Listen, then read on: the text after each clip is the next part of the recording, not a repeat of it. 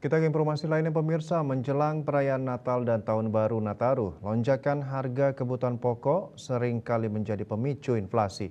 Untuk menekan dampak tersebut, Dinas Koperasi, UMKM, dan Perdagangan Kabupaten Badung akan melaksanakan operasi pasar murah yang fokus pada kebutuhan pokok dan barang penting.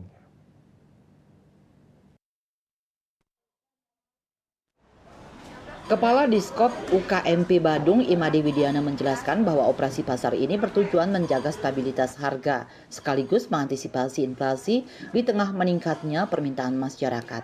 Operasi pasar Bapokting ini akan dilaksanakan selama 2 hari, yakni Jumat 20 Desember dan Senin 23 Desember mendatang. Made Widiana menyebutkan operasi pasar akan menyediakan berbagai kebutuhan pokok seperti beras, gula, tepung, minyak goreng, dan bahan pangan lainnya. Operasi ini dipusatkan di 2 lokasi, yaitu Wantilan Desa Adat Tanggep, Kelurahan Abian Base, dan di parkiran lapangan Abian Base, Jalan Pura Dalam Gede Abian Base, Kecamatan Mengwi, Kabupaten Badung. Tak hanya itu, Diskop UKMP Badung juga berkolaborasi dengan PT Pertamina Persero untuk memastikan ketersediaan gas LPG 3 kg.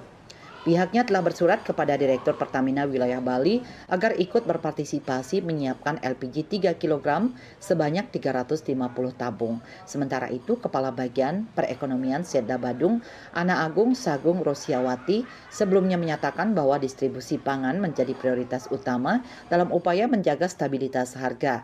Pemerintah Kabupaten Badung bekerjasama dengan pihak kepolisian dan Dinas Perhubungan untuk memfasilitasi kelancaran distribusi bahan pangan. Bali Pos melaporkan.